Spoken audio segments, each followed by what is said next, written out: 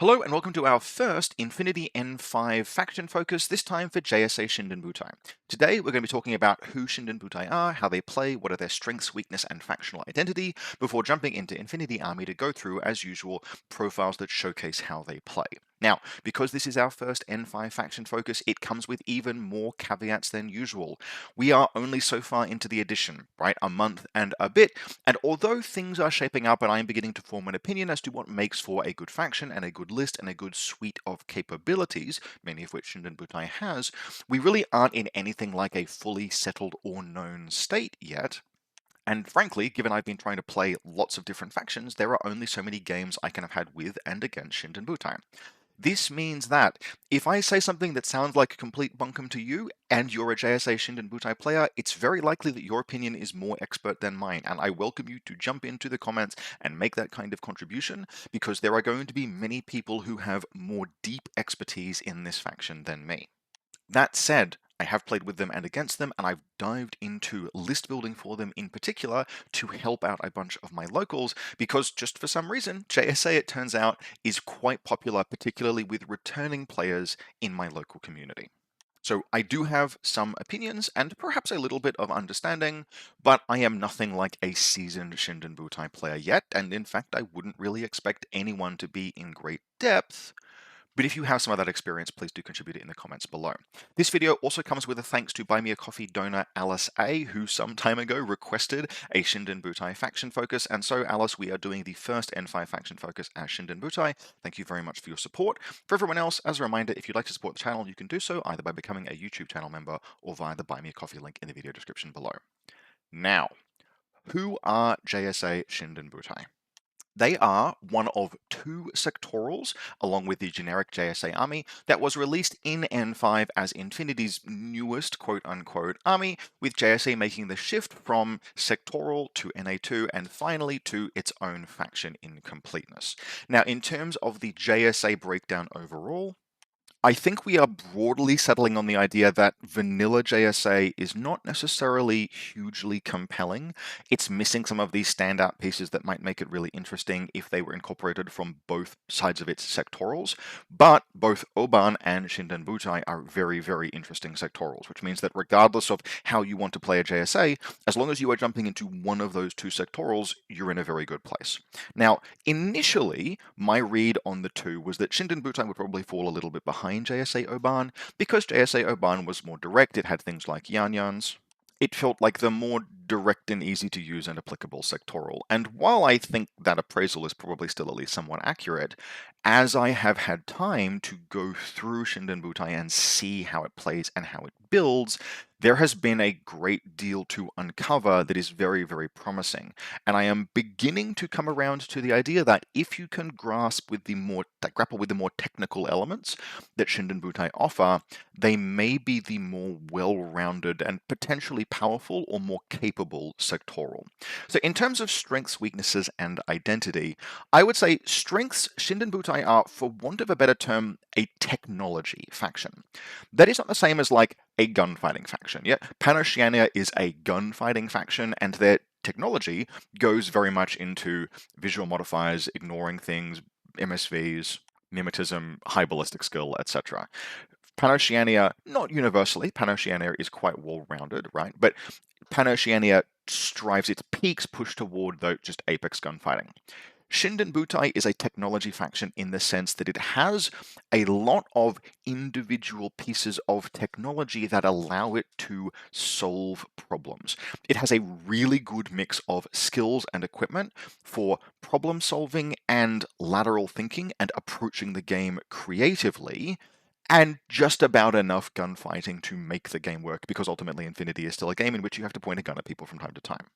We're going to see plenty of stuff like some mobility skills and some camouflage and pitches and disco balls. And disco ball is really like, there's only one notable disco ball profile in Shindenbutai, but it is so good and so easy to make ubiquitous that we can consider Shindenbutai to be a faction that has excellent visibility control, because disco balls produce an eclipse zone. Eclipse zones are true and pure visibility zone control. Nothing can see through them, which means that if you want to play Shindenbutai, you have that capacity to move around the table using things like disco ball, eclipse zones, etc. You have pitches. We even have things like nanoscreens on not a lot of pieces, but on one important piece. Nanoscreens allow for different and interesting movement. And so there are all of these things together, right? This stream of capabilities that run through Shindenbutai that give you tools and options for indirect or creative or laterally thought out approaches, which is really, really cool. Other strengths of Shindenbutai, it's a JSA faction, which means that you have really, really good martial arts just kind of sprinkled throughout the faction. Now, this is a little bit of a two-edged sword, right? You pay points for those martial arts and for those high close combat scores. They are absolutely not free. But in many cases, they are not too expensive. And by adding those rules onto a bunch of different models, you will often have pieces in JSA that are very, very good at close combat in addition to whatever else their battlefield role might be. When we get to the two heavy infantry that are in Shindenbutai, we will see that both of them are not purpose-built close combatants. They have gunfighting abilities, in fact quite good gunfighting abilities. The Hatamoto also has some command and control and is a specialist. But coincidentally, should you need to, if they get into close combat, they will mess up most other things in the game because their close combat is so good. That is another one of those things where in Shindenbutai, along with the visibility control you get, that gives you that extra line of play that you otherwise wouldn't have. At any given point, right, on the game table, you have the option of saying, is this a problem that I can actually solve practically by stabbing someone in the head with a really big sword, or do I need to be doing something else? And other factions will not necessarily have that option. In JSA and in Shindenbutai, you do. Finally, I would say the third defining strength of Shindenbutai is that they are very modern in their fire team layout. They are very much an N5 sectoral, which means they have just some absolutely killer small fire team options. Great duo, great Haris, and great three-person core options, and you should be expecting to use those in your lists in fairly significant numbers. Now, that kind of segues us into some of the limitations and weaknesses of Shindenbutai, which is that although your small fire team options are fantastic, you don't really have any larger fire team options, something that is particularly compelling. And that comes from the fact that Shindenbutai really just can be considered as not having line troops. We will cover Senku troops when we get into Infinity Army section of this video, but they are probably the most lackluster and uninspiring line infantry in the game. There's just not much of a reason to take them, which means that you are reaching reliably for more elite and interesting and technological things. That kind of core or even wildcard plus some plebs option is doable, but not hugely compelling in Shindenbutai. You have other and better ways of doing things, in my opinion. On top of that, basically your faction tops out at Ballistic Skill 13, and because you are not often going to be taking large four-person fire teams, not often, Ballistic Skill 13 plus maybe some kind of a visual mod is often going to be about as good as it gets. Now, you do have access to some fairly good smoke shooting, but you don't have access to that many smoke grenades. And there's mimetism on at least one quite good gunfighting piece.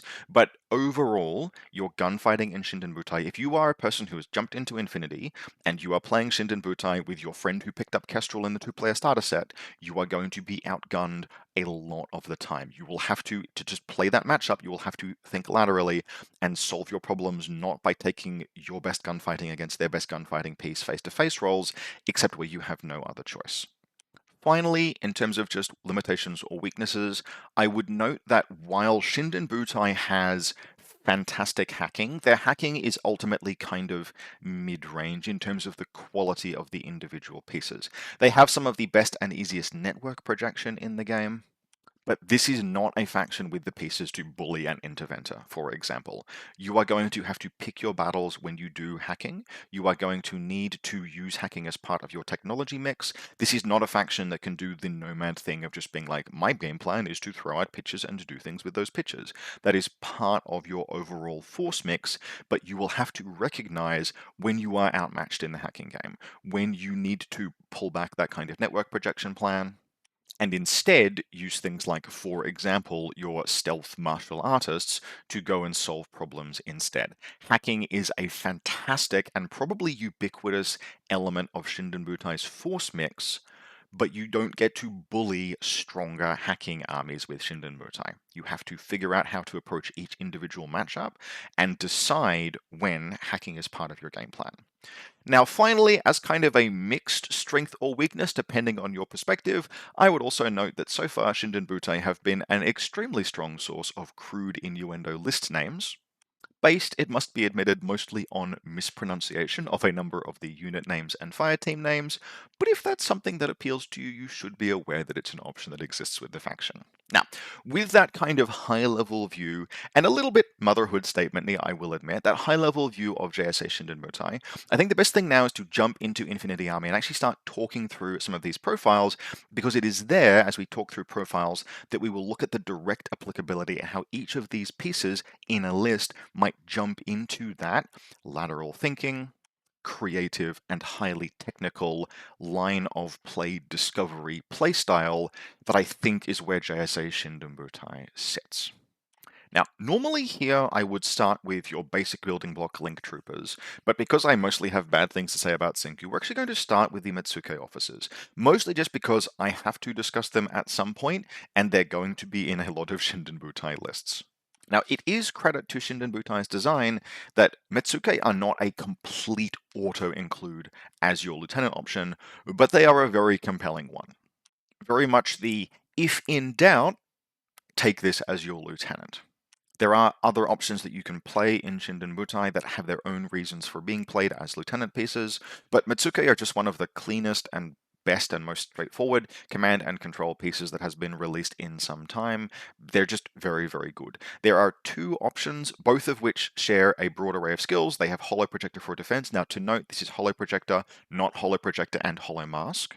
So your opponent is going to be aware that one of those three models is a Metsuke officer, and since Metsukes can only be taken as lieutenants, they will know that one of those three pieces is your lieutenant.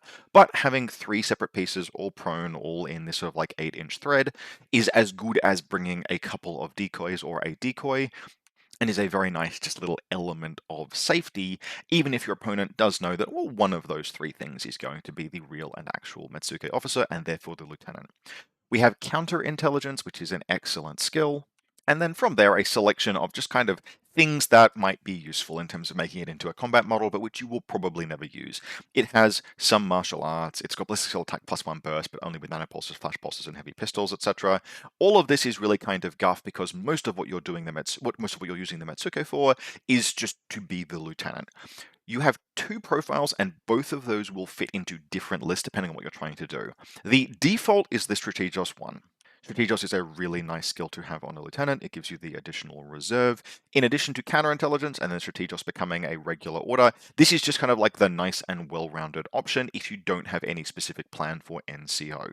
If you're not taking Hatamoto Imperial Guard, then you don't need to have like extra lieutenant orders, so you can take the Strategos Metsuke and get the extra reserve, and it's a point cheaper on top of that. The reason why you take the Lieutenant +1 order is if you are making use of NCOs.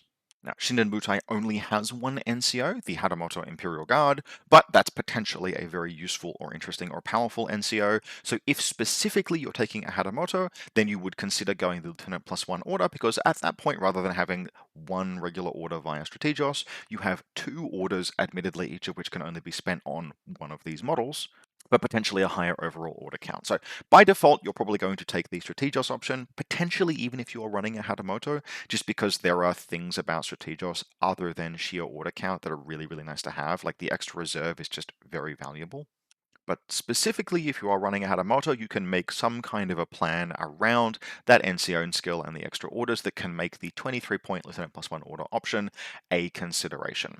Overall, though, if in doubt, start your Shindenbutai lists with Metsuke. There are other lieutenant profiles that you can consider, but really this is just a good place to start. It is one of the best and cleanest and just nicest lieutenant options that exists in the game. Very few competitors at the price point are just as clean and nice a choice as the Metsuke. Now, from here, we jump into the many and varied link teams that Shindenbutai can play and build, and that means starting with the somewhat disappointing Senku troops. Now, If anything, Senku for me are more of a surprise than anything else, because with the re-release of JSA Oban, right, JSA as JSA Oban, the broader JSA faction, the presence of Kasotsu in JSA Oban were the profiles that I were expecting to be, well, cheap and cheerful, but not that great. But that's not what happened. What happened is that JSA Oban got the most ridiculous glow up on their Kasotsu profiles, to the point where, alongside, say, Fennec Fusiliers, Kasotsu are perhaps the most interesting and compelling low-end cheap line troops that exist almost in the game, but Senku troops kind of have nothing going on. Like, literally nothing. There isn't even a hacker profile here that's interesting. We see all of these other, like, cool and interesting profiles with thunderbolts and hackers that are doing different things in Kasotsu and Phoenix and etc. that are like really interesting and really compelling, and there's just nothing to recommend about Senku. They're just line troops. The best thing I can say is that the combi rifle profile is 9 points, and you can build a Haris out of Senku troops, or a 3-person core, and so probably the cheapest way to get a linked Hatamoto, if you want a linked Hatamoto, is to staple a paramedic Senku and a combi rifle Senku to the Hatamoto, and then you get Haris bonuses because there are two, or you get the 2-person duo bonuses because there are 2 Senku troops contributing to that fire team.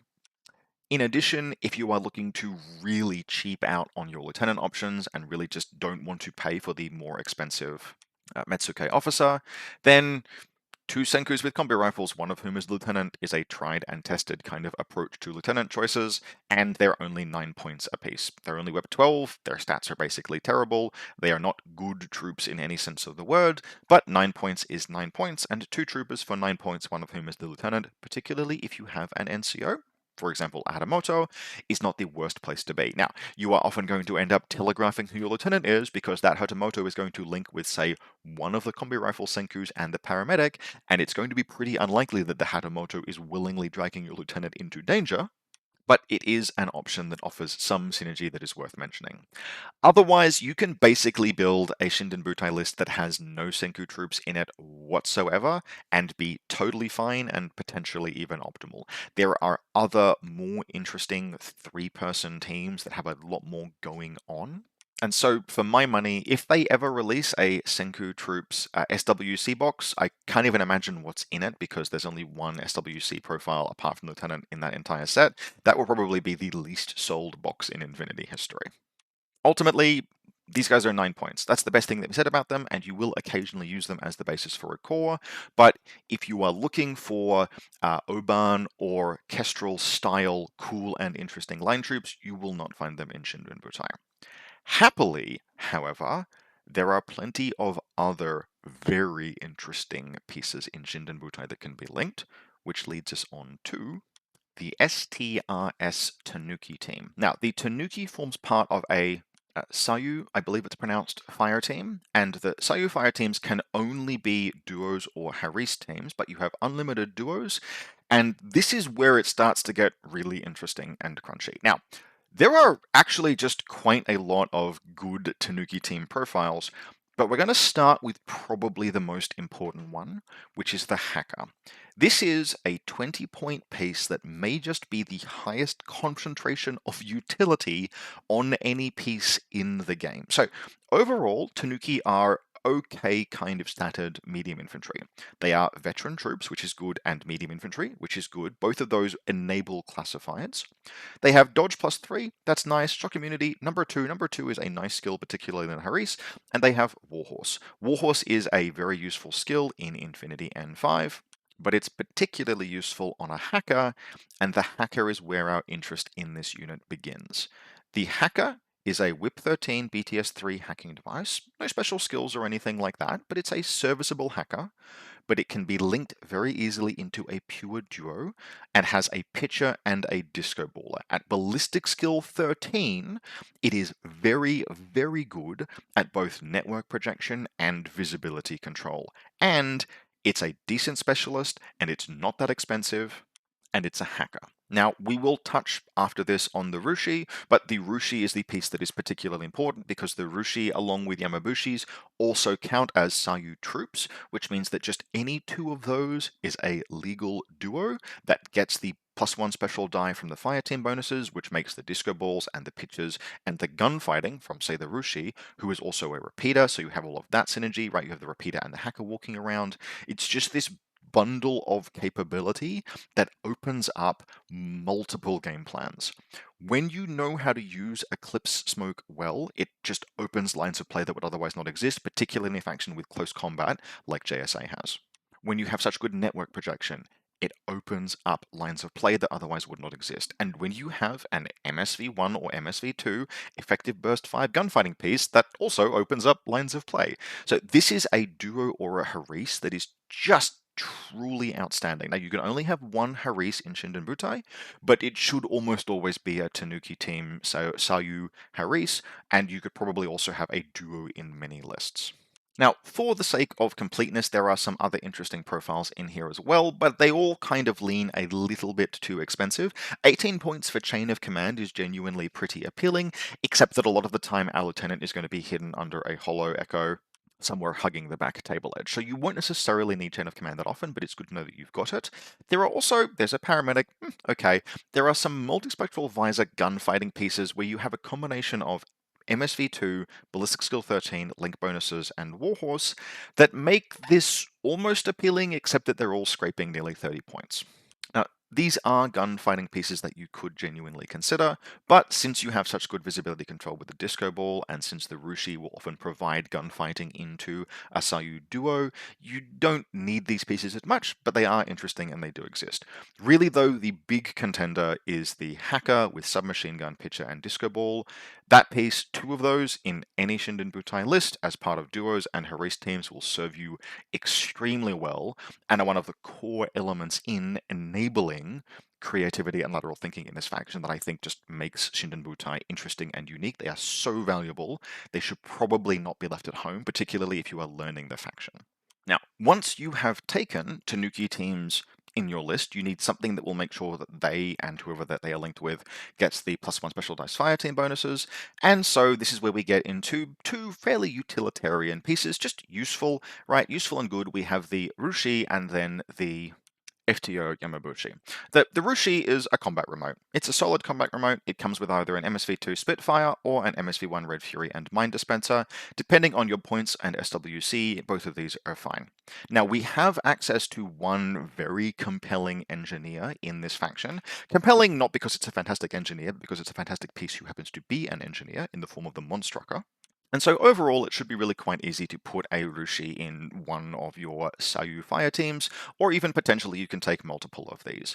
A setup that I quite like is to just have in Combat Group 2 a duo of the Ruishi Mind Dispenser and the Tanuki Hacker, and they can just hang out spending their orders. If there's nothing for the Ruishi to gunfight, it can just fire out its Mind Dispenser and then reload off of baggage. If there's nothing that you need to, if you fire your mind, you can then spend the remaining orders doing things like Monstrucker placing turrets, and the Tanuki team firing out disco balls and pitches basically as needed. You have all of this disposable material that you can fire off into the midfield with just a little team like that, and it does useful and interesting things. If you are more interested in actively and aggressively gunfighting, you might find the SWC and the points to upgrade to the Spitfire, which is obviously higher damage than a Red Fury, but more importantly comes with the MSV2, which will just let you engage in a slightly larger scope of operations. You have basically one good source of smoke in this faction in the form of Yojimbo, but if you have Yojimbo, you can lay down smoke, and if you can lay down smoke, you can smoke shoot, and smoke shooting is better in N5 than it has been probably since N3. Even then, I would say it's probably better even than it was in N3, because Sixth Sense is so rare these days. Now, overall, I don't think a Ruishi is scraping the same level of concentrated utility as the Tanuki team itself is, but it's a fine and good piece that comes in at 21 or 23 points and is part of an overall package that gets this +1 special die from the fire team because it is considered a Sayu trooper, so it's a pure link with the Tanuki, for lack of a better term. It just works very, very well as a pairing, and that makes the Ruishi really good in JSA Shindenbutai. Now, the other piece, apart from just multiple Tanukis that you can put in a Sayu action fire team, now you do need, by the way, one Tanuki to form the fire team in the first place. They're the basis of a Sayu fire team, is the Yamabushi FTO options. The reason why you wouldn't necessarily reach immediately toward multiple FTO Yamabushis, to create your teams. Firstly is that you do need a gunfighter. You need gunfighters, and the Ruishi will fill that role, but also that the Yamabushi are only AVA2, and as useful as the FTO is as part of potentially a fire team, the camouflage and forward deployment options are also really good as well, because camouflage is a fantastic skill.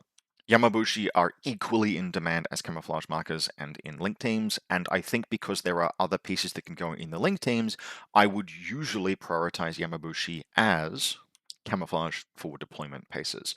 But if you are interested in using a Yamabushi as part of a fire team, you could do something like, for example, a Tanuki, a Yamabushi, and some other piece, and get quite a serviceable 3-person fire team where the Yamabushi is contributing both its own skills. It's a dogged chain rifle, reasonably fast, good close combat element, right? It's all of the things that you kind of like in a disposable assault piece that is also regular, and it's giving +1 special die bonuses so that you get the benefits on the Tanuki and whatever gunfighter you might be putting in the team.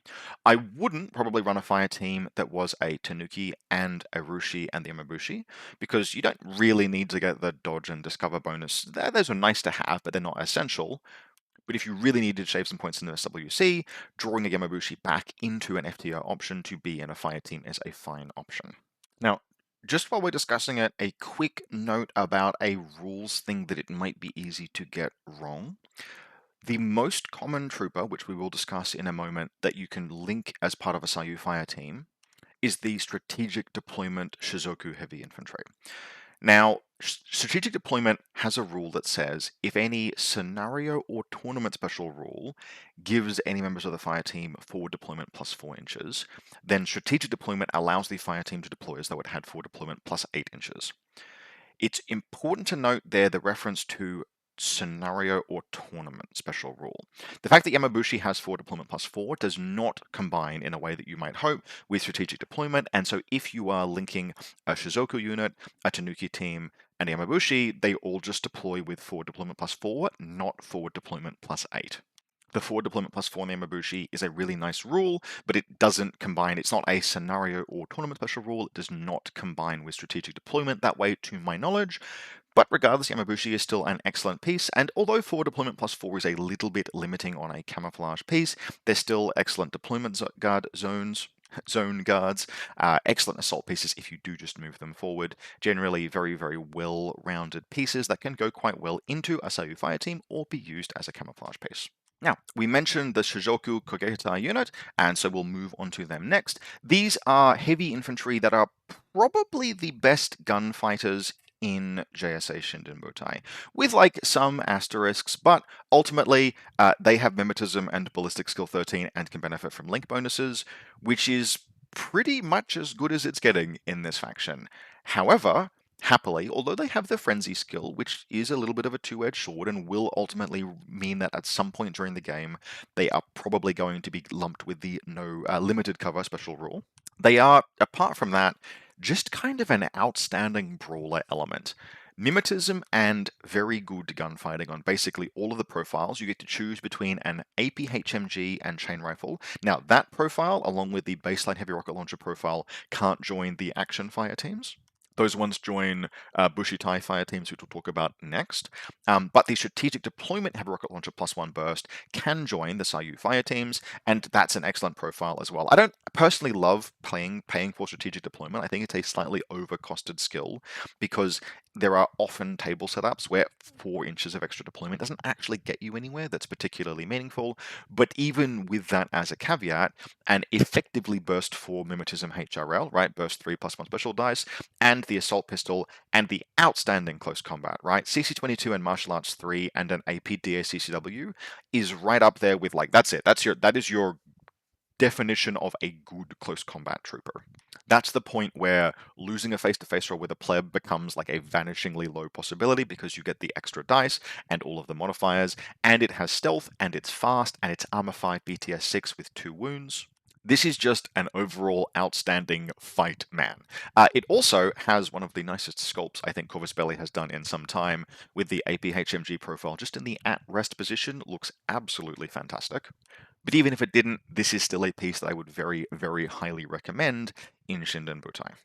If you think, for example, about how a Haris of something like a Tanuki and a Ruishi and a Shizoku can work, you have medium range gunfighting from the Ruishi, you have a repeater from the Ruishi, you have visibility control and network projection and hacking from the Tanuki, and you have close combat, close assault gunfighting, and long range gunfighting from the Shizoku unit. This means that if it is optimal to take a long range gunfight, you can use the HRL. If it's optimal to take a medium range gunfight, you can use the Ruishi. If it's optimal to take a short range gunfight, you can go back to using the Shizoku's assault pistol.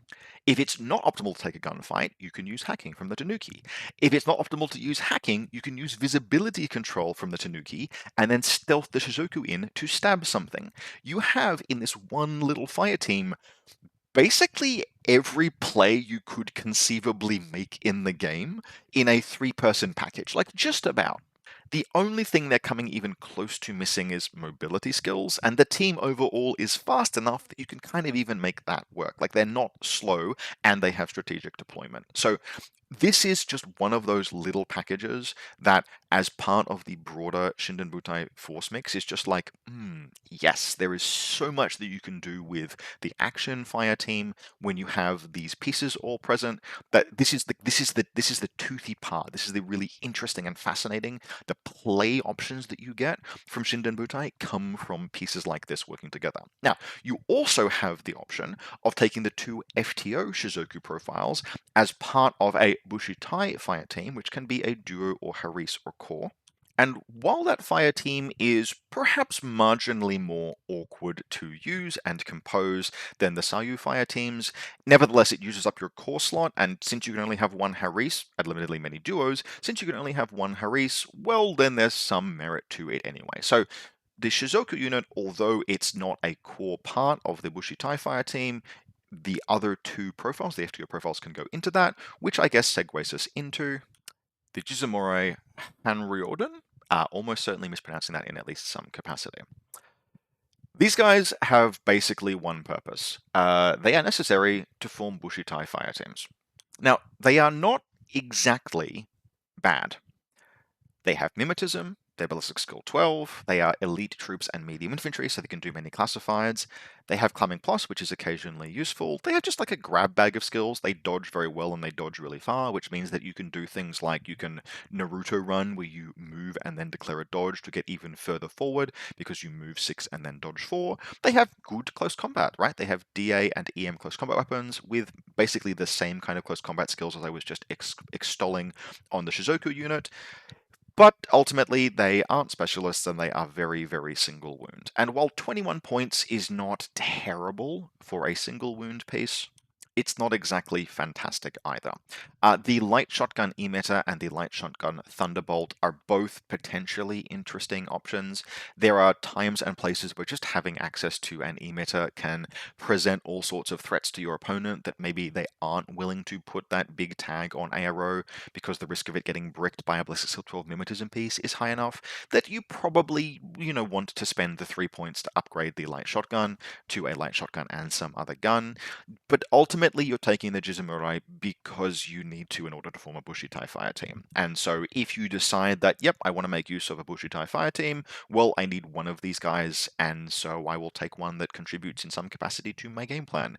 They're not fantastic. They're kind of one of those compulsory price of admittance pieces, but at the end of the day, given that we're probably going to be having a couple of Tanuki teams with disco balls running around somewhere in our list, we at least have those options to lay down some Eclipse templates and move these guys forward, and at least at that point they have stealth and great martial arts and 6-2 movement. They can absolutely get in and stab something and recover their cost that way, pay for themselves, etc. So they're by no means sort of a lost case. They can even gunfight a little bit if they absolutely have to. They're just very much a piece that kind of looks like it's meant to have 2 wounds and doesn't. Now, just as a note, the Yamabushi is not considered to be a Bushitai fire team piece. It can be added to those. The FTO can be added to those teams, but doesn't contribute fire team bonuses. But the Yamabushi Paramedic is nevertheless something I would seriously consider putting in a list if you're running a Bushitai fire team, just to jump back to the Yamabushi briefly. And that's because our specialist options in a Bushitai fire team are fairly limited. The Shizoku counts as Bushitai, the Jizumori counts as Bushitai, so we get our +1 special die just from having those 2 troops if those are the ones that we want. But otherwise, we only have 2 options for getting a specialist into these fire teams. One of them is Yuriko Oda, who is a little bit expensive, and the other is the Hatamoto, which we will cover in a moment. Hatamoto is decidedly not cheap. It is very, very expensive. It's a very interesting piece. But if you are not taking Hatamoto, you probably do still want a specialist in a 3-person team, and paramedics are just kind of relatively useful since we have these heavy infantry with great close combat and close assault running around. We may as well be able to recover them. So there are worse things to do than take a paramedic Yamabushi alongside a Jizumurai and a Shizoku FTO. That is a very serviceable 3-person core, and because that's a 3-person core, it can coexist with a Sayu Fire Team Haris and Sayu Fire Team duos, and so form kind of part of our force mix this way. But if we don't take Yamabushi Paramedic, and we're not willing to pay 23 points for kind of slightly overcosted Yuriko Oda, instead we get the Hatamoto Imperial Guard. Now these guys are an absolute grab bag of skills and equipment. We're going to talk about their limitations first. They have no visual modifiers, they just get cover from a nano screen, and they're just ballistic skill 13, which means the high watermark of gunfighting for these guys is either an effective burst 3 plasma carbine, or an effective burst 5 Red Fury or Spitfire. There is a pretty strict upper limit to how good they can be as gunfighters. However, acknowledging that limitation, and noting that this is a faction with plenty of visibility control and other gunfighting options that the Hatamoto can contribute to, what we have here is either a Lieutenant +1 order or NCO, or you can even pair them if you want to for true Panoshianian style synergy, is a very fast assault piece that can move in straight lines and does not suffer from triggering Frenzy because of how Nanoscreen interacts with Frenzy, which is to say it doesn't interact with Frenzy. The no cover rule already exists on the Hatamoto Imperial Guard, which means gaining limited cover is no problem whatsoever, which means that Frenzy is a strict upside on the Hatamoto, and you're actually borderline incentived to get some cheeky early kills with this guy to set up potential plays later. He is also a specialist operative, which means that the Hatamoto is basically a fire team in a can. He presses buttons, he can close assault, and he can gunfight, which means that if you want to, you literally have the option of just pairing him with a Jizumurai, who is there mostly just for emotional support. You can also very easily run these guys as singletons. I've been talking about, oh, you can duo, you can Haris, you can do the 3-person core, but genuinely, if you wanted to, nothing would stop you from just running solo Hatamotos. +1 special die, particularly on the burst 4 weapons, is still meaningful, and does still pretty significantly help a ballistic skill 13 trooper. But you can run these things solo, and they can do missions, they can fight things in close combat, they can stealth forward, they can be the tip of the spear that is supported by visibility control or longer range firepower.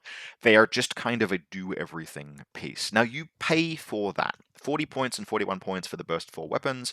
34 points for the plasma carbine is certainly interesting. But if you're taking the plasma carbine, you're pretty much committing to not gunfighting with it, except under ideal circumstances. But if you want to run a very expensive team, well, then you could take a Jizumurai, the Hatamoto with plasma carbine, and then a Shizoku FTO. And at that point, you have a very dangerous fire team that incidentally does not care if the Jizumurai dies or gets left behind, because you still have 2 Bushitai units in that fire team. You just need the Jizumurai in order to form it up in the first place. So Hatamoto Imperial Guard, I think, compared to something like the Shizoku unit, for example, they are a bit more of a piece that you need to be careful including. They are expensive. They are perhaps not as durable as you like with only armor 2 plus nanoscreen, but they are very, very good in close combat with full martial arts level 4 and a nice mix of close combat weapons.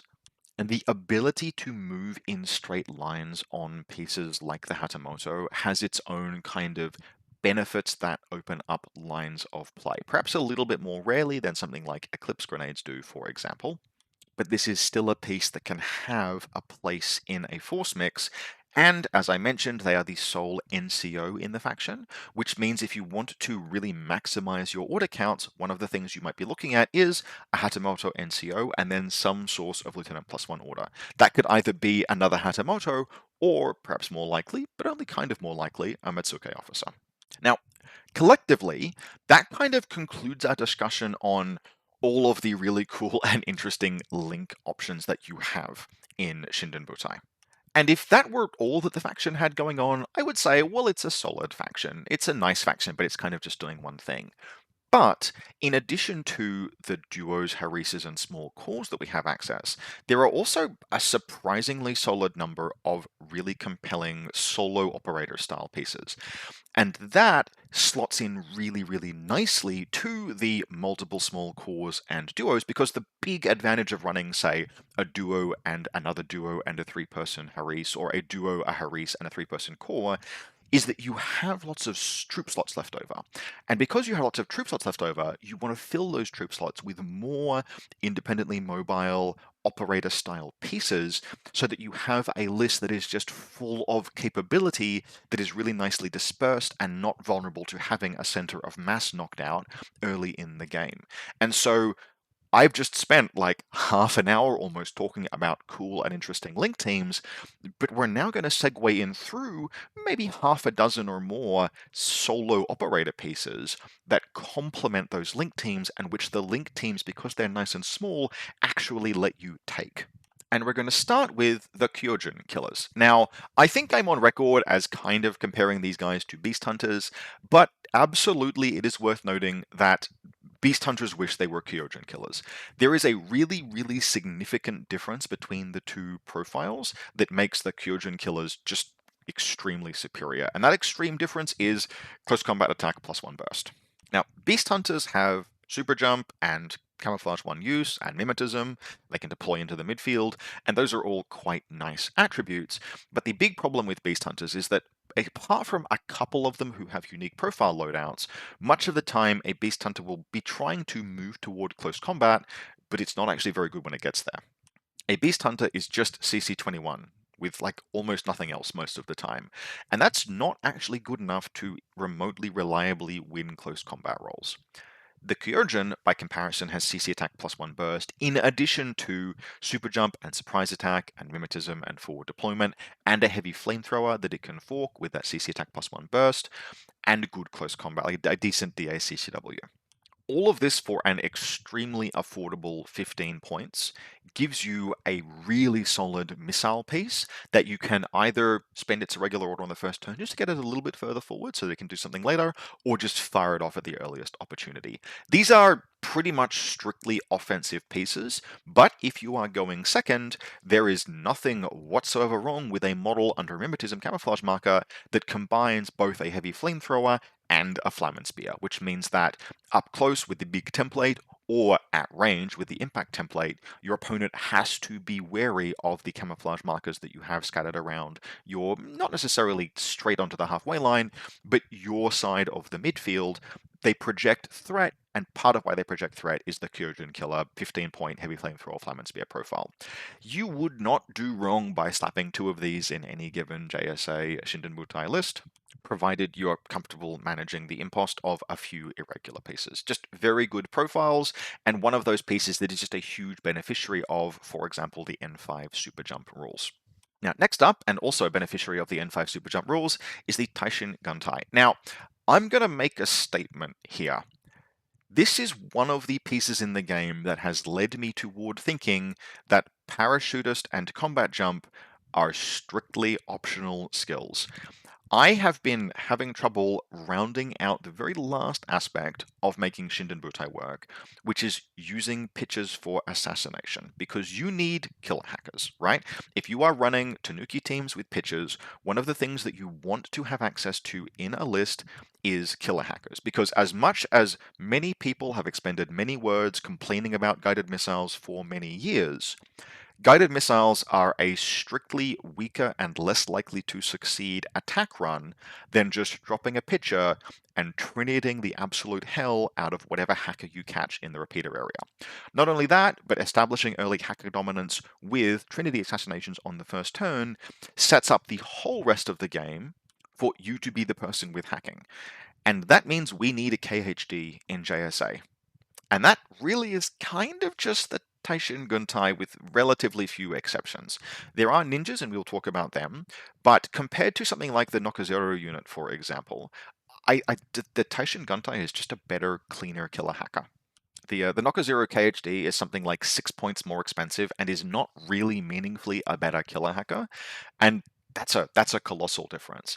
And so the actual role, like the most common role that I would argue the Taishin Guntai fills in JSA, is to just deploy normally and be a 21-point killer hacker that coincidentally, if you needed to do scenario things, moves 6/6 with super jump jet propulsion and has a boarding shotgun and can cyber mask and is close combat capable.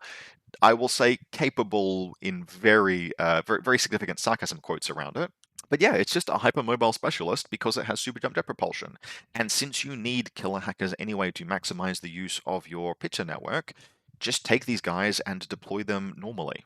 Now, hypothetically, yes, obviously you always have the option of being like, oh, actually, this game is going to be the game where using parachutists, for example, is very powerful. You still have those skills and have those options, but the overall profile of the Taishin Guntai is just kind of not doing enough in any given direction. It's a ballistic skill 11 boarding shotgun. Like we're not jumping for joy over that. That is strictly a weapon of last resort. You can use that, particularly in combination with its super jump for mobility, to do certain things. But what this guy really is mobile once it's on the ground and a KHD. And in that role, that's incredibly useful, and I will absolutely be taking these in my Shindenbutai lists because I need a good killer hacker, and this is the cheapest one that doesn't have any frills attached and is a good specialist for getting into the midfield. But yeah, I'm just not going to be actually using combat jump with this thing almost ever because I want it on the field already. Like, you can't throw a pitcher out and then combat jump this thing. You have to first combat jump it and then throw the pitcher out. Just deploy this thing normally, get the order from the first turn, and use it when you need it. Actually really useful in that context. Like, 21 points is a steal because they have heavily discounted combat jump and parachutists these days. Just take this thing as a very mobile KHD and you won't be disappointed. Now, just to round out our conversation around KHDs, like I mentioned, I think the Nakazaru unit is probably not something I really think it's a little bit at odds with itself in terms of the profile that it represents. But ninjas are still just good and classic, and so while the Nakazaru unit doesn't even have it only has mimetism and forward deployment, a very dangerous combination because you are very vulnerable trying to forward deploy like that without being under either hidden deployment or a marker state. The ninja has everything that you might want. It can hidden deploy, it can camouflage, it's got climbing plus, which on a piece like a ninja KHD is perfectly serviceable, and the ninja KHD is a relatively attractive 25 points. It can surprise attack, it's good in close combat, it's a reason to play JSA, is the fantasy of the ninja.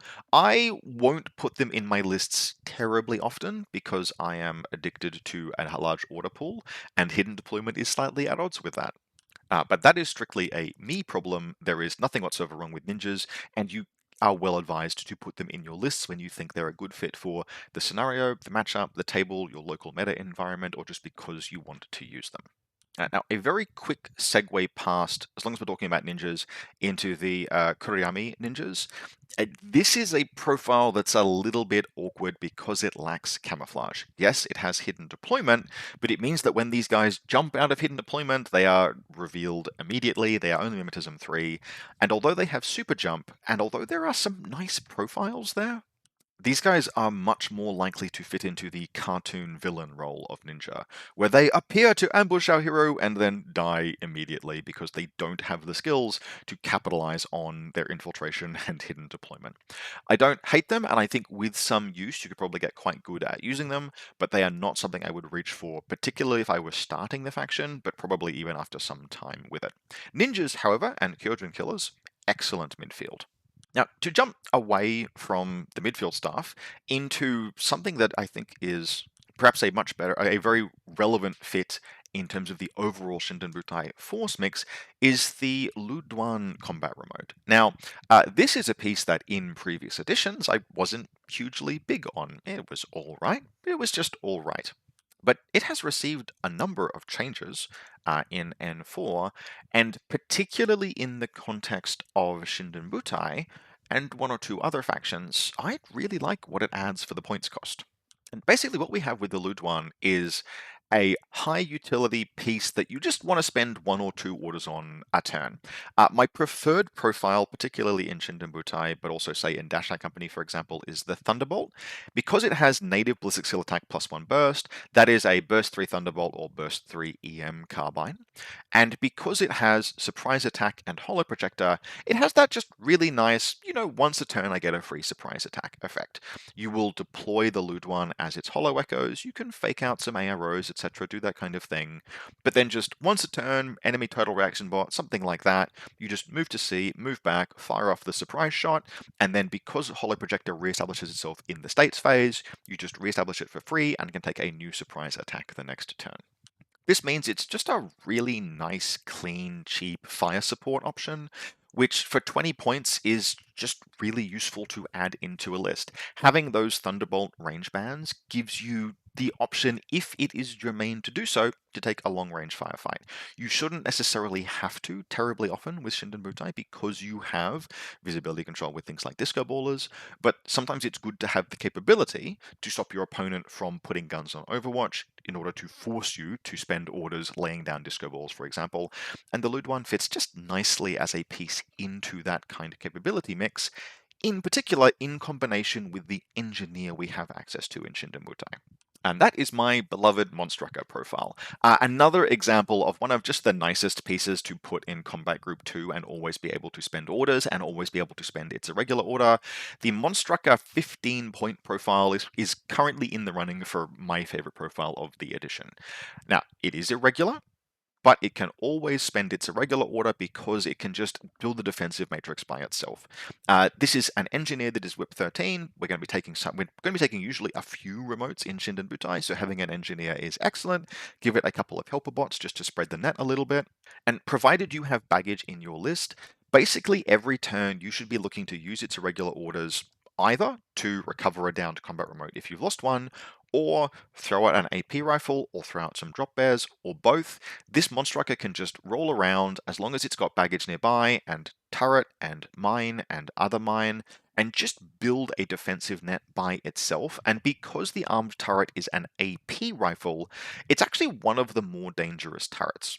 It's not quite as strong, particularly as some of the turrets that have got longer range options in the game, but it's still a really solid one, and it's one that your opponent can't easily ignore. And so 15-point Monstrucker, if you're taking any combat remotes at all, is just a piece that's just really nice to throw into a Combat Group 2, secure in the knowledge that every turn you'll be able to comfortably and efficiently spend that irregular order, so long as you keep it near baggage. And because we have so many combat remotes, it's quite easy for us to put an Evo Hacker baggage bot into the list, so the synergy is just nice and clean and there and not expensive. Finally, we can round out the irregulars, and we are at this point getting up to potentially 4 irregulars in a list, with Yojimbo Motorized Sword for Hire. Now, Yojimbo also has a foot version that is 1 point cheaper, loses mimetism, and the motorcycle. Probably not worth taking terribly often, as there are no link options for him in Shindenbutai. And so really the only reason you would take the 19-point Yojimbo is if you were quite convinced you would not be able to deploy any more Silhouette 4s anywhere on the table. But provided you can accommodate the size of the motorcycle, honestly, the main thing that Motorized Sword for Hire Yojimbo gives you is Fizz 14 smoke grenades, because there is not a lot of other reliable smoke in this faction, and Fizz 14 is fairly reliable. And although I have spent all of this time talking about how you should have access to multiple disco balls in this faction and therefore good visibility control, and that's true, more smoke is always good, and having just one person with a regular smoke grenade when we have potentially multiple MSV2 Ruishis in the faction is something that's worth investing in. Smoke shooting is good in N5, and having access to smoke shooting means kind of you need to have Yojimbo if you want to have access to reliable, regular-ass smoke. Now, on top of all of that, he's a very serviceable, dangerous close assault piece, but it is worth noting that he lacks stealth, which is, to be fair, one thing his foot version has over him, something to consider potentially. Motorcycle lacks stealth, but is otherwise much, much faster and has mimetism. The speed, if you are looking to use it to support Ruishis, is potentially something that I think is the more relevant element. But yeah, it is worth considering if you think stealth is high value, and stealth probably is high value. Maybe that's a circumstance under which you consider downgrading to the slightly cheaper version. Either way, Yojimbo, he lacks shock immunity, and in this edition I have found that to be kind of a problem because there seem to be an awful lot of mines out there these days. but he can zoom me around, he can gunfight a little bit, he's very fast, and either profile is a source of smoke grenades. So if you are willing to entertain yet another irregular trooper after potentially 2 Kyogen killers and the Monstrucker, Yojimbo fits quite ably in as a 4th irregular, noting that at that point you're starting to get a little bit, this is beginning to make an impost on your order pools. Admittedly, all of these pieces are individually very high quality. I take him mostly for the smoke, but every now and again you will also be able to get a kill run out of him because he is an exceptional close combatant, and that's just nice being an exceptional close combatant. Now, just 2 final honorable mentions before we get into an actual list, and the first is the Mechazoid. I'm not even going to try and pronounce that. The Mechazoid. The Mechazoid is an able close combat and ranged tag. If you compare it to the Oyuroi, really the big advantage of the Mechazoid is that it is Silhouette 6, and being Silhouette 6 is a huge quality of life improvement for a tag, particularly one that does not give up any movement. The Mechazoid is still 6'4", which means it has all of the mobility of the Oyuroi, but on a much tighter overall package because it's just Silhouette 6. But otherwise, yep, it's got martial arts. Its CC is worse than an Oyuroi, but it's martial arts 2, which is good enough, and CC 23 and an explosive CCW. It will kill things if it gets into close combat with them and they're not experts, and it has stealth to move around and make use of that.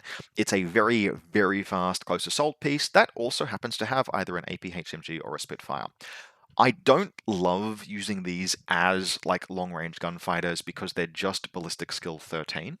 But I think if you take one and it isn't Lieutenant, you're probably taking the APHMG most of the time, and you will inevitably be in situations where, because you've spent all those points on it, you kind of have to use it to do gunfighting because you've thinned the rest of the list out elsewhere. For example, it's probably displacing something like a Shizoku unit because it's so expensive and it costs SWC. Overall, this produces a tag that is definitely very capable and almost certainly capable of some truly terrifying kill runs, but I don't think it slots necessarily too well into the strengths that Shindenbutai has on offer.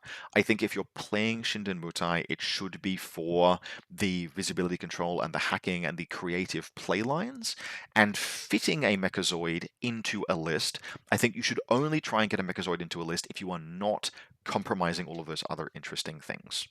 However, if you can fit it, either as Lieutenant profile or more likely the APHMG, it is nevertheless very, very capable of moving fast and breaking things. Just be aware that you are inevitably going to be forced to gunfight with it at some point, and it is only kind of okay at best at gunfighting, particularly relative to its fairly expensive points cost. So be aware of its limitations, both at ranged and in melee and hacking, etc., and make use of its strengths, in particular 6'4" move on a Silhouette 6 tag, with tack aware and stealth. It's very mobile, perhaps amongst the most mobile of tags, especially thanks to stealth. And so, to round this episode out, let's take a look at a sample Shindenbutai list that I would personally happily play, and we have that up on screen now. This is a list that is trying to make the best use it can of all of the things that I've just spoken about. Maybe not en masse with everything, but certainly we have plenty of the cool things about Shindenbutai that I like on display here. So to start with, we have a 3-person Sayu fire team, the strategic deployment Shizoku, the Tanuki hacker, and then the MSV-2 Spitfire Ruishi. A little bit of overlap between the heavy rocket launcher and the Ruishi, but really if mimetism is good, you use the Shizoku. If smoke shooting is good, you use the Ruishi. If you need the MSV, you use the Ruishi. Like, take your pick basically as to what the best weapon is and what you need. Overall, though, this is just a capable assault/utility fire team for all the reasons I described. We then have the Metsuke Strategos, because there's no Hatamoto Imperial Guard in this list, so the Strategos is more valuable. Pangalong Evo Hacker, because there are 3 combat remotes in this list. 2 Yamabushis. I've gone with the Panzerfaust ones just because I think the Panzerfaust presents a more credible threat, both as an ARO, but also if the Yamabushi is moving forward, it will have more distance to cover than something like a Kyogen killer will. Your opponent is more likely to have more opportunities to discover, and you want to be able to threaten that Panzerfaust to anything that has the temerity to attempt to discover you on your way forward up the board.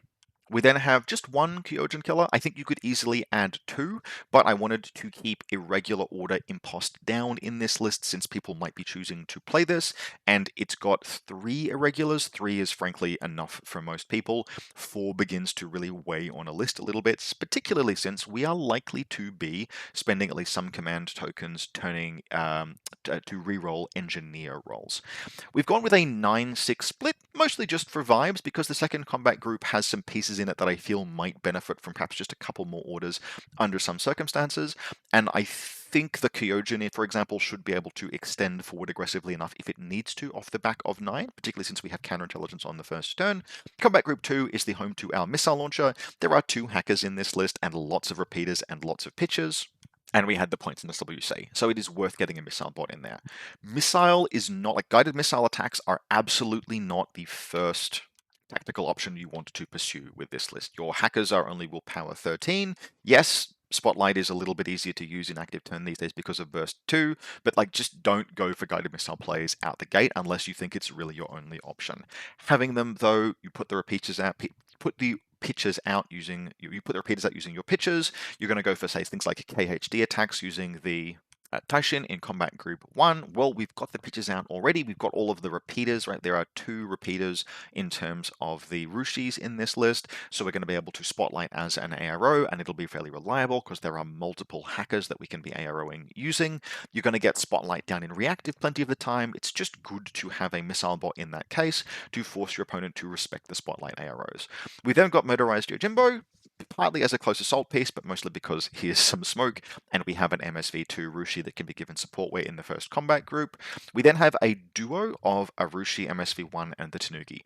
MSV1 is in this combat group just because if I don't have anything else for this group to do, it's going to throw out an absolute ton of mines and turrets and build our defensive perimeter to make sure we get multiple turns in the game. We then have the Monstrucker. Again, it's got a Yao Zhao, so it's got a little peripheral remote. The Monstrucker is present for all of the reasons that I've already mentioned, and we have 3 combat remotes in this list, the third being the Ludan. Again, I like it, and it's just one extra gun that can fire out to 32 inches, which is good to have access to, as well as presenting a little bit of deployment zone fake out.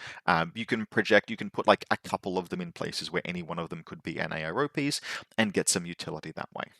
Overall, this is a list that is probably going to end up having to sustain casualties from time to time in order to buy itself a first turn. I would expect absolutely to have games where things like the Kyogen Killer or the Yamabushis are sacrificed to blunt an attack, or where the remotes are just forced into an ARO piece because you need something to ARO at any given time, and the Ruishis will both be +1 special dice in reactive.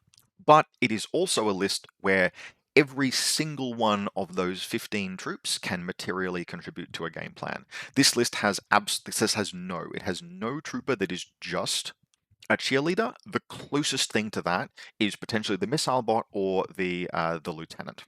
And the lieutenant is 22 points, strategos and counterintelligence, and is hollow projecting to try and protect himself, so I'm very much willing to pay that. This is a super interesting and fun list. This is the kind of list I would like to play.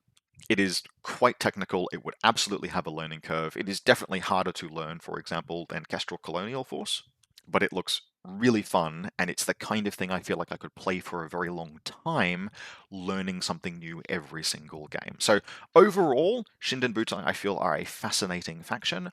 Of the 2 starter box factions, as mentioned, they are the harder to learn, but very, very promising. I think they're a great addition to N5, and they exemplify many of the most interesting qualities of kind of idealized N5 factions, and that's super cool. All right, that concludes this first N5 faction focus on JSA Shindenbutai. I do very much hope that you've enjoyed it.